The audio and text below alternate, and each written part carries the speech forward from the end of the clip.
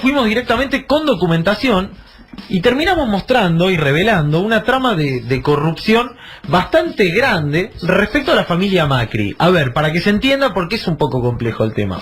La empresa Isolux, que está involucrada en la causa de la fotocopia de los cuadernos, tenía 6 parques eólicos a su disposición. En 5 no había hecho nada, es decir, tenía el terreno pero no había hecho nada, se los dio el Estado, por supuesto, y en uno ya lo había empezado a desarrollar. Ganó la licitación Isolux. Gana la licitación Isolux. Sí. Se los vende a una firma, a 2 firmas, se llaman Sidcel y Sideli. Esas 2 firmas están controladas por otra firma que se llama USIR, la famosa Mamushka. ¿Quién es el titular de esas firmas? Víctor Mariano Payaslián, contador de la familia Macri. ¿Sí? 25 millones de dólares pagan por los parques eólicos. ¿Qué es lo que termina descubriendo Emilia Delfino? Y hay una causa judicial en curso a periodista de perfil, que la firma esta ligada a la familia del presidente, porque Payaslián es el contador de los Macri, revendió esos parques eólicos en 95 millones de dólares. Che, qué buen negocio, los compró a 25 y los revendió a 95. Y no puso nada, no puso ni un palito en el terreno. ¿En cuánto tiempo eso? Meses. En un lapso de un año, lograron hacer todo esto. Crearon las sociedades, ni bien ganó Macri, o sea, ya sabían cuál era el negocio. Claro. Lo revendieron, ganaron cerca de 70 millones de dólares. Hasta ahí todos decíamos, bueno, es terrible, pero ¿qué encontramos ayer? Que es lo que termina dando, y por eso le decimos ruta del dinero M. Que al final de toda esa ruta, de todo ese entramado de guita impresionante, de un negocio impresionante, porque los Macri no aparecen en ninguna licitación, pero se terminan quedando con parques del Estado.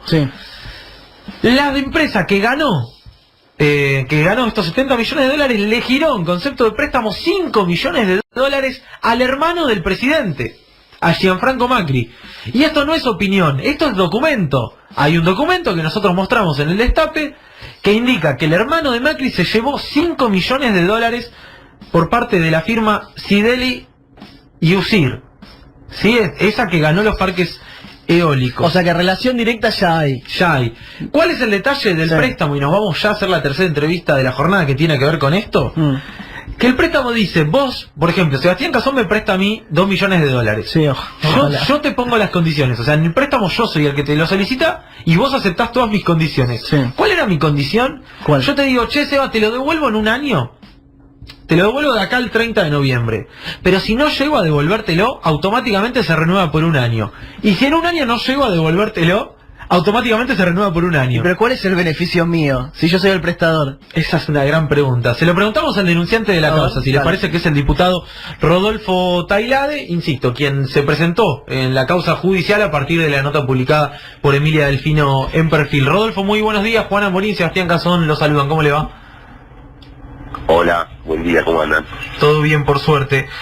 No sé si tuvo oportunidad de ver el informe que presentamos ayer en el destape sobre esta ruta del dinero que lleva y termina conduciendo finalmente a los Macri, pero quería preguntarle qué implicancia tiene fundamentalmente a nivel judicial este préstamo que aparece ahora a nombre de Gianfranco Macri por 5 millones de dólares por parte de la empresa que ganó los parques. Sí, lo pude ver. Me pareció un gran hallazgo, digamos, el documento que muestra un supuesto préstamo, que no es más que en definitiva un autopréstamo en una típica operación de lavado de dinero. Lo que teníamos hasta ahora, Juan, es una operación o un hecho de corrupción que podíamos calificar como negociaciones incompatibles con la función pública. Esto es, la familia Macri usó al Estado para quedarse con una serie de parques eólicos que, como bien dijiste, después tuvo que revender. Pues en definitiva el negocio lo pensaban hacer, es decir, pensaban quedar 20, 30 años con los parques eólicos porque el macrismo estableció un sistema en relación con estas energías alternativas, un negocio financiero que le garantiza 12% de rentabilidad en dólares a cualquiera que venga a invertir o a supuestamente invertir en estos negocios, con lo cual los Macri pensaban quedarse. Explotó el caso del Correo Argentino y se tuvieron que ser el pasamanos, digamos, desprenderse de los parques. Salieron a buscar compradores, encontraron a algunos chinos y entre otros, bueno, se quedaron los vendieron en 95, como dijiste vos, se habrán quedado con 70 millones. Pero lo que agrega esto, digamos, el Estado al servicio de la familia Macri, era la denuncia original. Lo que agrega esto es una operación de lavado, digamos, es decir, las empresas, yo no tengo ninguna duda, digamos, que USIR, que es la controlante final de las dueñas de las que fueron dueñas de los parques eólicos, es de la familia Macri. Y por lo tanto, este préstamo es una ficción, es solamente un préstamo ficticio para generar, digamos, en términos impositivos no tiene ningún impacto para Macri, con lo cual era una operación bastante redonda para ellos. Ese es un dato absolutamente novedoso y que va a generar que nosotros ampliemos la denuncia por lavado, o por lo menos que se investigue la posibilidad del lavado, además de los hechos de corrupción en perjuicio del Estado, que ya fueron puestos en conocimiento de la justicia y que están siendo investigados, digamos, por eso nadie lo dice, digamos, no es una denuncia que se quedó, que se estimó, no.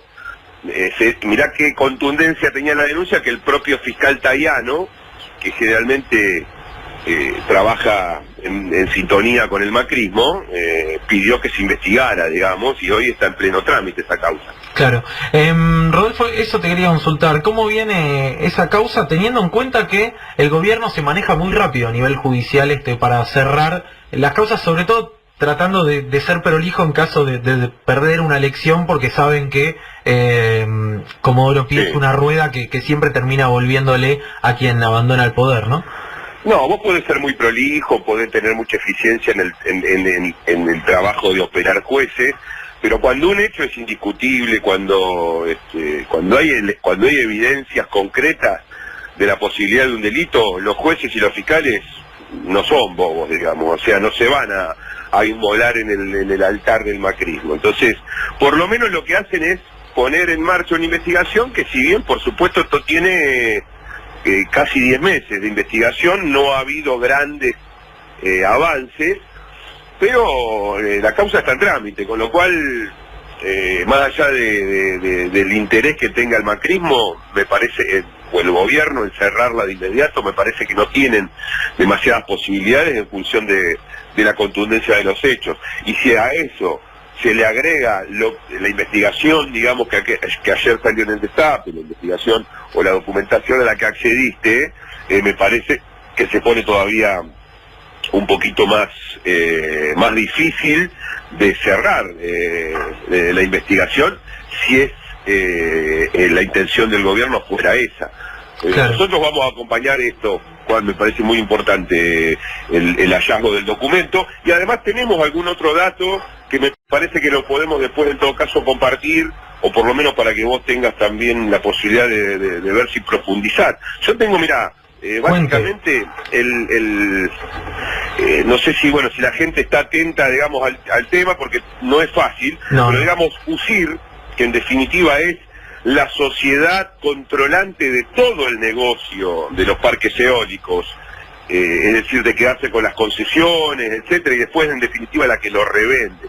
Pero USIR aparecía como accionista de las sociedades que compraron los parques, Sidel y Citel, junto con Sideco. Nosotros ya teníamos comprobado que Sideco era parte del negocio, pero aparecía con en su condición de accionista minoritario.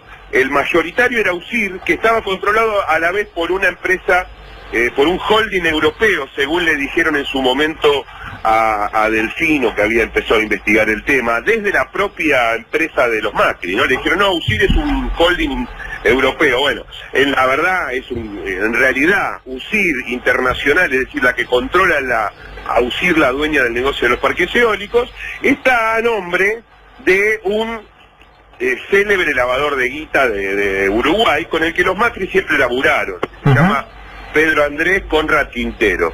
Ese tipo es el dueño, en definitiva, de la sociedad, que generalmente lo que ocurre son que esos tipos aparecen como dueños, pero en definitiva son testaferros de otro. Y acá se abren una serie digamos, de líneas interesantes. Por lo pronto, la relación de los Macri histórica con este Conrad Quintero, que seguramente vamos a aportar documentación, para, básicamente, ¿cuál es la hipótesis mía? Que Conrad Quintero es un testaferro de los Macri en esto, con lo cual los Macri son dueños totales del negocio, no de una parte como accionista minoritario Sideco.